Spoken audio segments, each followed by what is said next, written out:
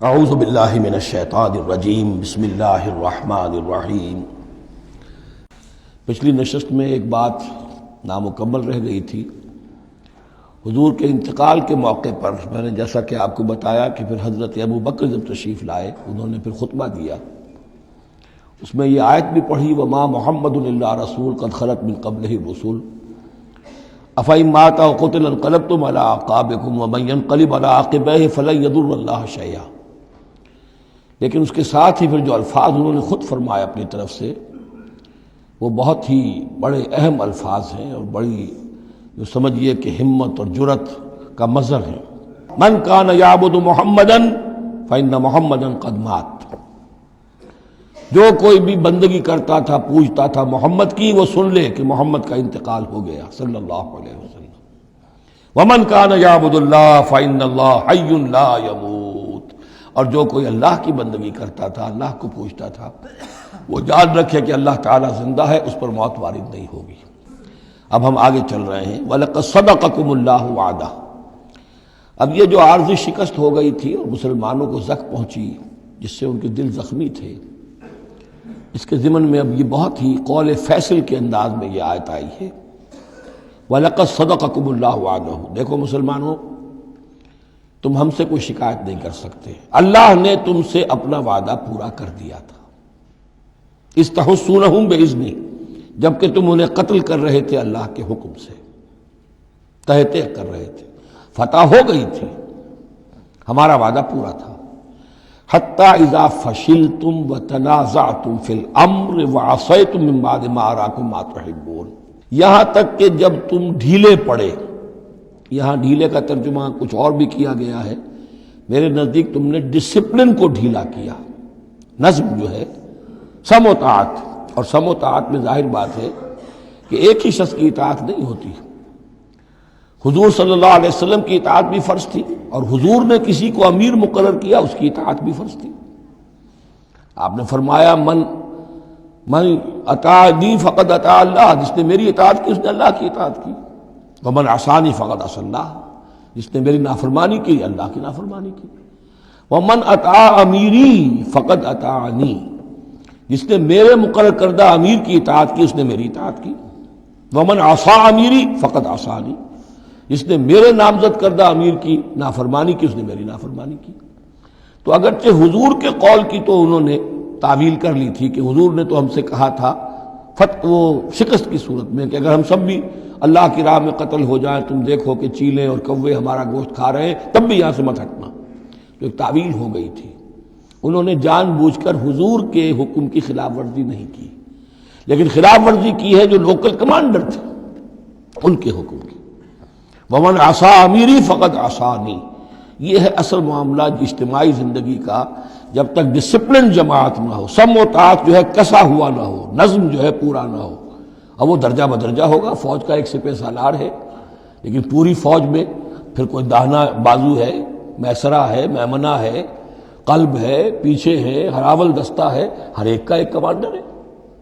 اب وہاں پر یہ کہ اگر ان کے جو بھی احکام ہیں ان سے سرتابی ہوگی تو وہ فوج جو ہے پھر جو اس کا انجام ہوگا وہ آپ کو معلوم ہے۔ تو نظم تو ہے ایک جماعت کے اندر درجہ بدرجہ جو بھی نظام سم و طاعت ہے اس کے پورے کی پابندی کرنا۔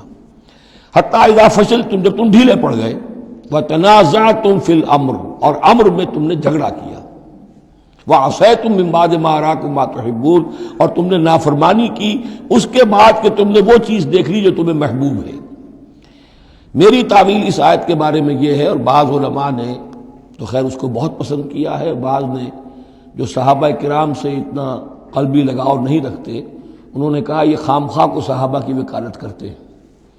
میرا یہاں پہ موقف یہ ہے کہ بعد ما اراکم ما تحبون سے مراد مال غنیمت نہیں ہے، اس لیے کہ مال غنیمت کی تقسیم کا قاعدہ جو ہے غزوہ بدر کے بعد ہو چکا تھا، چاہے کوئی شخص کچھ جمع کرے نہ کرے برابر کا حصہ اسے ملے گا۔ یہاں من بعد ما اراکم ما تحبون سے مراد فتح ہے، اور اس کے لیے قرآن یفصل بعضہ بعضا، سورہ صف کی وہ آیت وَأُخْرَىٰ تُحِبُّونَهَا نَصْرٌ مِّنَ اللَّهِ وَفَتْحٌ قَرِیب، گویا کہ یہاں بندہ مومن کو دنیاوی کامیابی کو بھی اپنا مقصود نہیں بنانا ہے۔ کامیابی کسے پسند نہیں ہے؟ مقصود نہیں، مقصود ہے اللہ کی رضا جوئی اور اپنا فرض ادا کرنا، مقصود یہ رہے۔ باقی کامیابی ہو ناکامی ہو جو کچھ بھی ہو اللہ کی مرضی ہے، اللہ کی حکمت ہے، اللہ کب فتح لانا چاہتا ہے وہ بہتر جانتا ہے۔ تو یہاں من بعد ما اراکم ما تحبون اکثر نے یہ سمجھا ہے کہ اس سے مراد ہے مال غنیمت کی طلب میں وہ وہاں پہرا چھوڑ کر چلے گئے۔ میرے نزدیک یہ بات صحیح نہیں ہے، یہاں پر ما تحبون سے مراد فتح ہے۔ وَلَقَدْ صَدَقَكُمُ اللَّهُ وَعْدَهُ إِذْ تَحُسُّونَهُم بِإِذْنِهِ حَتَّىٰ إِذَا فَشِلْتُمْ وَتَنَازَعْتُمْ فِي الْأَمْرِ وَعَصَيْتُم مِّن بَعْدِ مَا أَرَاكُم مَّا تُحِبُّونَ مِنكُم مَّن يُرِيدُ الدُّنْيَا، تم میں سے وہ بھی ہیں جو دنیا چاہتے ہیں، دنیا میں کامیابی ہو جائے، ہمارا بول بالا ہو جائے، حکومت ہماری قائم ہو جائے۔ مِنكُم مَّن يُرِيدُ الدُّنْيَا وَمِنكُم مَّن يُرِيدُ الْآخِرَةَ، تم میں وہ بھی ہیں جو صرف آخرت کے طالب ہیں۔ ثم صرفکم عنہم، تو گویا کہ تم ہم سے شکایت نہیں کر سکتے، کوئی شکوہ نہیں کر سکتے، لیکن جب تم نے یہ کام کیا حتی اذا فشلتم وتنازعتم فی الامر وعصیتم من بعد ما اراکم ما تحبون، اس کے بعد فرمایا ثم صرفکم عنہم لیبتلیکم، پھر اللہ نے تمہارا رخ پھیر دیا ان کی طرف سے۔ پہلے تو یہ تھا کہ وہ بھاگ رہے تھے اور تم ان کے پیچھے ان کا تعاقب کر رہے تھے، اب وہ الٹا معاملہ ہو گیا کہ اب تم پیچھے اپنی جان بچانے کے لیے ادھر ادھر جا رہے ہو۔